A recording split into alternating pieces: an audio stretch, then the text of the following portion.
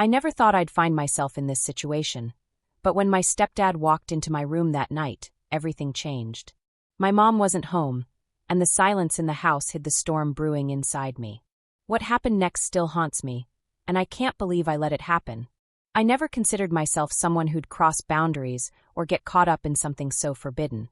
My name is Grace, a 23-year-old in my final year of architecture school. My life has always been orderly and disciplined. I'm the captain of my university's volleyball team, known for my strong leadership and meticulous personality. Between classes, practices, and maintaining my fitness, I always kept myself busy. To most, I was confident and self-assured, but deep inside, I often felt the weight of loneliness. My mom, Kathy, was a force of nature, dedicated, disciplined, and determined to succeed in her career. As a procurement manager at a major firm, her work demanded long hours and left little time for family. I understood her ambition, but it often left me feeling like an afterthought. She married Hector 2 years ago, a man who seemed like the perfect husband. Hector was charming, stable, and attentive, a dream partner for someone as busy as my mom. Hector was 45 with a quiet confidence that drew people to him. He worked in human resources and had a calm, mature demeanor that balanced my mom's intense energy. To outsiders, they were a picture-perfect couple. But behind the scenes, cracks were beginning to show. My mom's endless work hours left Hector spending more time alone. He never complained openly, but there was a sadness in his eyes that hinted at something deeper. I tried my best to keep my distance, to focus on my own life. I never thought of Hector as anything more than my stepdad, a kind and steady presence in the background of my life. But that changed the night my mom left for another late meeting at the office. Something about the way Hector looked at me shifted, and I felt it too. A subtle glance, a shared moment of silence.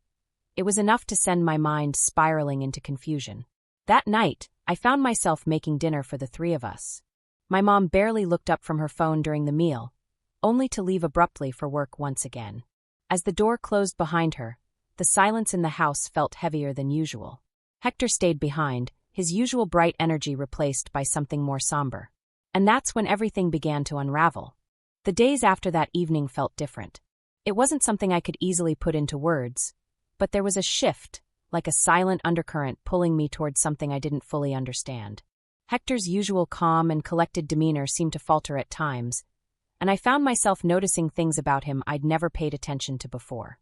The way his deep voice carried in the room, the slight scruff on his jawline, the way his gaze lingered for just a second too long, it all stirred something inside me. One evening, my mom left for another late meeting, her absence now a regular occurrence in our house. Hector and I were left alone once again. I tried to busy myself in the kitchen, preparing coffee just to give myself something to do. When I brought him a mug, his surprise caught me off guard. "Thanks, Grace. That's thoughtful of you," he said softly, his words carrying a warmth I hadn't expected. We ended up sitting together on the couch, a romantic movie playing on the TV. It wasn't something Hector usually watched, and I teased him lightly about it. "Didn't think you were into these kinds of movies," I joked, trying to fill the silence. He shrugged with a faint smile, replying, "Sometimes it's nice to escape reality for a little while." The movie was just background noise. What I couldn't ignore was the weight of the silence between us, punctuated only by the occasional exchange of glances. At one point, I felt his eyes on me, and when I turned, he quickly looked away. I told myself I was imagining things, but deep down, I wasn't so sure. The atmosphere in the room felt charged, and I didn't know how to make sense of it. Over the following days, little things started to stand out, moments that might have seemed insignificant to anyone else, but sent my thoughts into overdrive. Hector would brush past me in the hallway, his hand lightly grazing my arm, or his gaze would meet mine across the room, holding for a moment longer than necessary. Each time, my heart would race, and I hated myself for feeling this way. But it wasn't just Hector. I started noticing changes in myself, too. I found myself putting more thought into my appearance when I knew we'd be alone, choosing outfits that I thought might catch his eye, even if I didn't admit it to myself. I hated the way my heart fluttered when he complimented something as simple as my cooking or laughed at one of my jokes. The guilt was overwhelming. Every time my mom walked through the door, her cheerful smile or casual small talk made me feel like I was carrying a terrible secret. I told myself I was imagining things, that Hector's actions were innocent, and that my own feelings were wrong. But as much as I tried to convince myself, I couldn't ignore the tension building between us. One night, as I passed by the living room, I caught Hector staring at the fireplace, a glass of wine in hand. He looked lost in thought, his usual composure replaced by something raw and vulnerable. Against my better judgment, I walked in and asked softly, "You okay?" He looked up, startled at first, then gave me a faint smile. "Just thinking about life, I guess," he replied. Our conversation started off innocent, but it didn't stay that way for long. "You know," he said after a pause, "I don't think anyone really notices me anymore.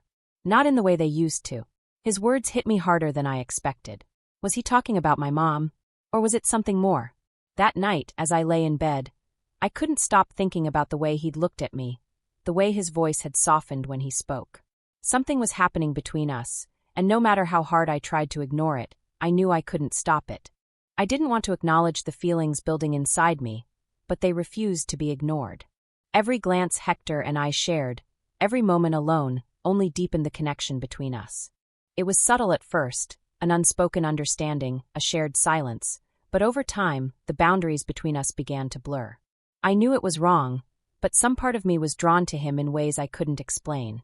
One night, my mom had left for another late meeting, the house quiet except for the faint hum of the TV in the living room. Hector sat on the couch, flipping through channels absent-mindedly. I walked in, holding 2 mugs of tea. "Thought you might want this," I said softly.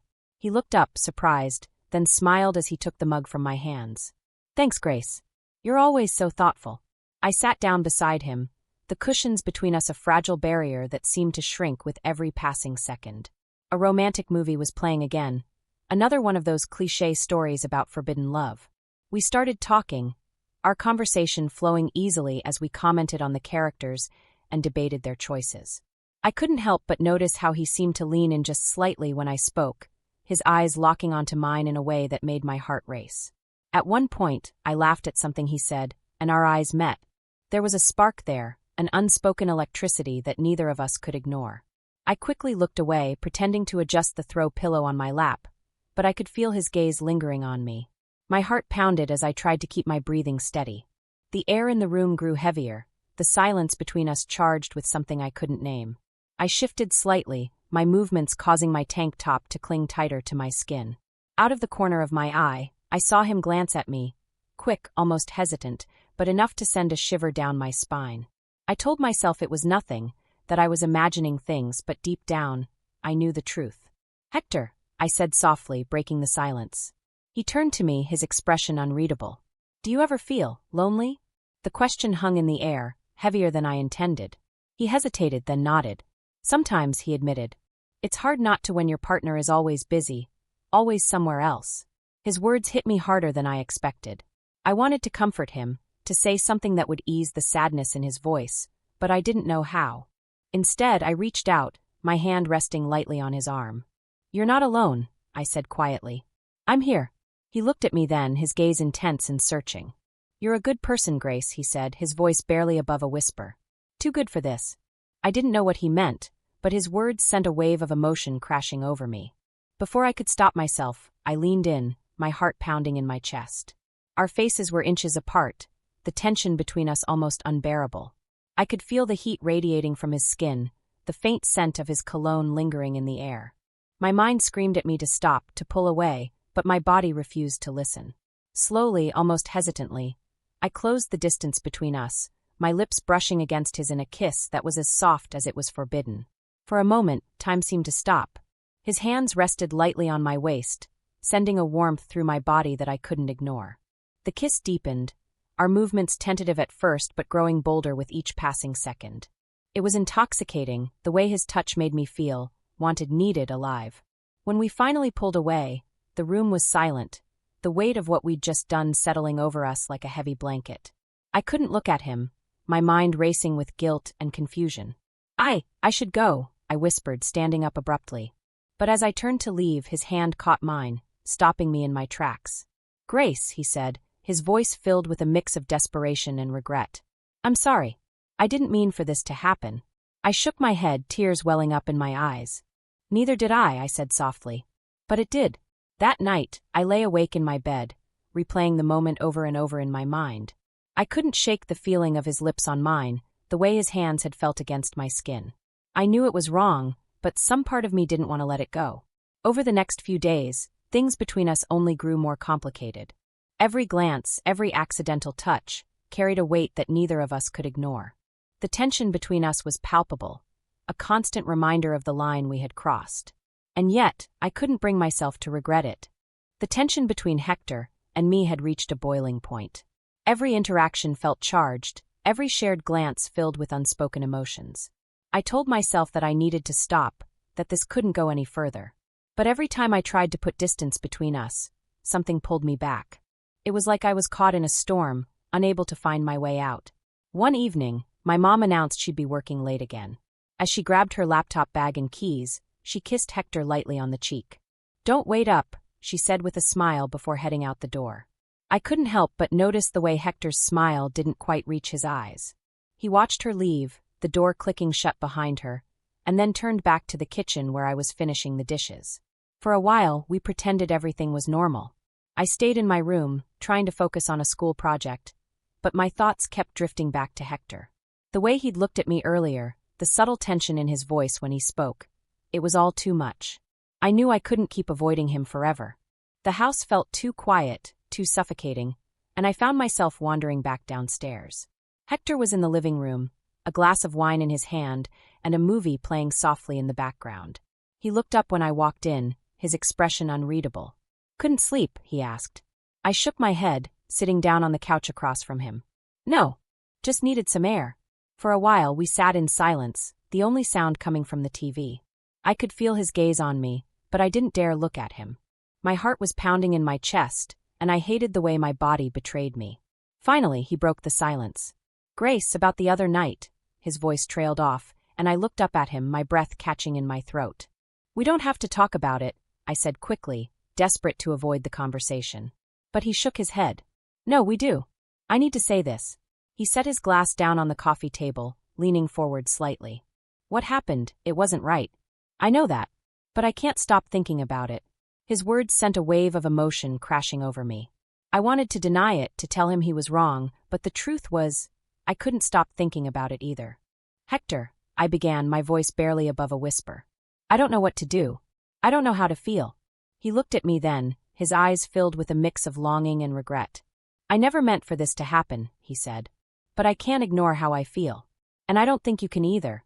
The weight of his words hung in the air, and I felt my resolve crumbling. Before I could stop myself, I stood up and crossed the room, sitting down beside him. "I don't want to feel this way," I said, my voice trembling. "But I can't help it." He reached out then, his hand brushing against mine, and it was like all the walls I'd built around myself came crashing down. The next few moments felt like a blur. One second we were sitting there, and the next I was in his arms, his lips on mine. The kiss was desperate, filled with all the emotions we'd been holding back for so long. His hands rested on my waist, pulling me closer, and I felt a rush of heat spread through my body. But then, just as quickly as it had started, it was over. The sound of the front door opening froze us both in place. My mom's voice called out from the hallway. "Hector? Grace? I'm home early." Panic set in, and I pulled away from Hector, my heart racing. "Go upstairs," he whispered urgently. "Now." I didn't argue. Grabbing my phone, I bolted up the stairs and into my room, closing the door behind me. My hands were shaking as I leaned against the door, trying to catch my breath. What had I done? What were we doing? From my room, I could hear my mom in the kitchen, her voice light and cheerful as she talked to Hector. He responded just as casually, his tone giving no indication of what had just happened between us. I felt a wave of guilt wash over me, followed by a crushing sense of shame. How could I face her now, knowing what I'd done? That night, I lay awake in bed, replaying the events over and over in my mind. The sound of my mom's laughter drifted up from downstairs, and it was like a knife to my chest. I had crossed a line that could never be uncrossed, and I had no idea what to do next. The days that followed were a blur of guilt and confusion. I avoided Hector as much as possible, barely speaking to him when we were alone. But the tension between us was impossible to ignore. Every time our eyes met, it was like the air was sucked out of the room. I couldn't eat, I couldn't sleep, and I couldn't stop thinking about what had happened. Then one evening, everything came crashing down. I was in the kitchen, helping my mom prepare dinner, when she turned to me with a strange expression on her face. "Grace," she said, her voice hesitant. "Is everything okay? You've seemed distant lately." Her words caught me off guard, and I struggled to come up with a response. "I'm fine," I said quickly, avoiding her gaze. But she didn't look convinced. "If something's bothering you, you can tell me," she said. "You know that, right?" The weight of her words was too much, and I felt tears welling up in my eyes. "I'm fine," I repeated, my voice trembling. "I just need some air." Without waiting for her response, I walked out of the kitchen and onto the back porch, the cool night air doing little to calm my racing heart. Hector joined me a few minutes later, his expression serious. "Grace," he said softly, "we can't keep doing this. It's not fair to your mom. It's not fair to anyone." His words cut deep, but I knew he was right. As much as I wanted to deny it, we couldn't keep pretending that everything was okay. That night I made a decision. I needed to leave. I couldn't stay in this house, couldn't keep living with the weight of what had happened. It was the hardest decision I'd ever made, but I knew it was the right one. Leaving wasn't easy, but it felt like the only way to escape the chaos I had brought into my life.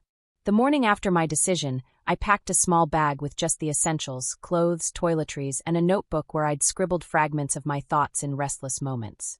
I left a note for my mom, telling her I needed space and time to focus on school. It wasn't the full truth, but it was the best I could manage without tearing her world apart. As I quietly closed the front door behind me, the weight of what I was leaving behind pressed down on me. The house had been my home for years, a place filled with memories of laughter, growth, and family.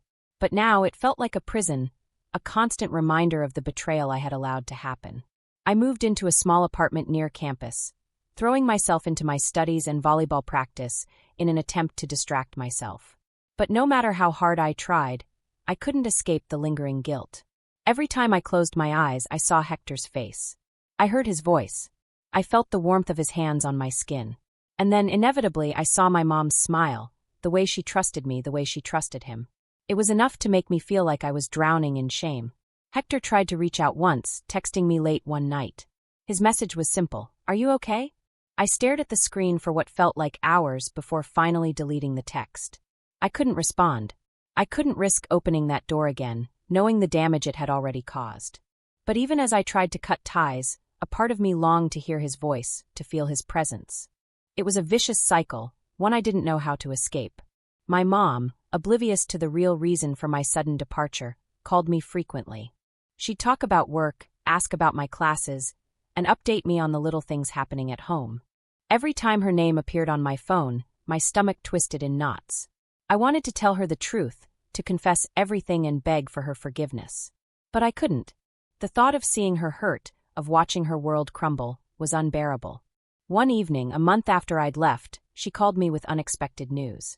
"Grace," she said, her voice unusually quiet. "Hector and we've been having some problems." My heart stopped. "What do you mean?" I asked, trying to keep my voice steady. She sighed heavily. "He's been distant lately. I don't know what's going on with him. He says it's work stress, but I feel like there's something he's not telling me." Her words cut through me like a knife. I wanted to tell her she wasn't imagining things, that she deserved to know the truth. But instead, I stayed silent, my guilt threatening to choke me. As the weeks passed, my mom's calls became less frequent, and when she did call, she sounded tired, defeated. "Hector and I are trying to work things out," she told me one day, her voice strained. "But it's hard. I just don't know if we can fix this." Her pain was evident, and I hated myself for being the cause of it. Hector never contacted me again after that first text, and I was grateful for it. But his absence didn't make things easier. If anything, it left me with more questions, more unresolved emotions. Did he regret what had happened? Did he miss me the way I missed him? Or had I been nothing more than a momentary distraction for him, a fleeting escape from his own unhappiness? The guilt and shame I carried began to affect every aspect of my life. I withdrew from my friends, avoiding their questions about why I had moved out so suddenly. My grades started to slip, and even volleyball, a passion that had always brought me joy, felt like a burden. I was spiraling, and I didn't know how to pull myself out of it. One night, as I sat alone in my apartment, I finally allowed myself to cry. The tears came in waves, years of suppressed emotion pouring out all at once. I cried for my mom, for the trust one had betrayed and the pain I had caused her. I cried for Hector, for the connection we had shared and the way it had torn my world apart.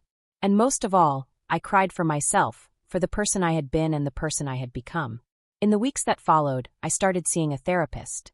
It was a difficult step to take, but I knew I couldn't keep carrying the weight of my mistakes on my own.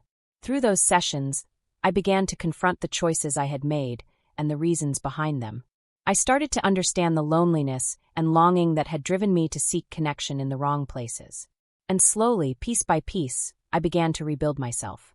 My relationship with my mom remained strained, but I hoped that time and distance would help heal the wounds I had caused. As for Hector, I knew I would never see him again, and maybe that was for the best. Some things are better left in the past, no matter how much they linger in your heart. Time has a way of softening even the sharpest edges of pain, but it doesn't erase them. In the months following my departure, I worked tirelessly to piece my life back together. Therapy became my lifeline, a space where I could unpack the emotions that had consumed me for so long. My therapist helped me confront the guilt and shame that had been eating away at me, reminding me that while I couldn't undo my mistakes, I could learn from them. One of the hardest lessons I had to face was the importance of boundaries. I'd spent so much of my life trying to fill the empty spaces left by my mom's absence, seeking validation and comfort in places I shouldn't have. I realized that my relationship with Hector, while complicated and painful, had been a wake-up call, a reminder that vulnerability can lead us down dangerous paths if we're not careful. Rebuilding my relationship with my mom was another challenge. Though she never learned the full truth, the distance I had created between us had left a noticeable strain. Slowly, I began to open up to her. Not about Hector, but about my struggles with loneliness and my need for independence. To my surprise, she listened without judgment, her love for me unwavering despite everything. It wasn't easy, but step by step, we started to mend the cracks in our bond. Hector became a ghost in my life, a shadow I couldn't quite shake. I often wondered what had become of him, whether he and my mom had managed to salvage their relationship, or if they had drifted apart completely. But as time went on, I found myself thinking of him less and less. The memories that once consumed me began to fade, replaced by a newfound focus on my own growth and healing. Through therapy, I learned to forgive myself, not to excuse what I had done, but to accept that I was human, flawed, and capable of making mistakes. I stopped punishing myself for the choices I had made, and instead focused on becoming a better person. I set boundaries, learned to communicate my feelings honestly, and started to prioritize my own well-being. Looking back now, I see that period of my life as a turning point. It was messy and painful, but it taught me lessons I'll carry with me forever. I learned that trust is fragile, that betrayal leaves scars, and that love, real love, is built on honesty and respect. I also learned that seeking validation from others will never fill the void inside. True fulfillment comes from within. If there's one thing I'd want others to take away from my story, it's this: mistakes don't define you. What matters is how you choose to move forward, how you learn from your pain and use it to grow. Life isn't about being perfect, it's about striving to be better, even when it feels impossible. As I sit here writing this, I feel a sense of closure I never thought I'd find. The guilt and shame that once consumed me have loosened their grip, replaced by a quiet determination to live a life I can be proud of. I know I'll never forget what happened with Hector, but I also know I'm not the same person I was back then. I'm stronger now, more self-aware, and ready to face whatever comes next. To anyone who's struggled with guilt or regret, know that healing is possible. It's not easy and it doesn't happen overnight, but it's worth it. You're worth it. And no matter how far you've fallen, there's always a way to rise again. If you've made it this far, thank you for listening to my story. It wasn't easy to share, but I hope it resonates with you. Have you ever faced a moment where guilt or regret consumed you? How did you overcome it? Let me know in the comments below. Don't forget to like, share, and subscribe for more stories that dig deep into the complexities of life and relationships.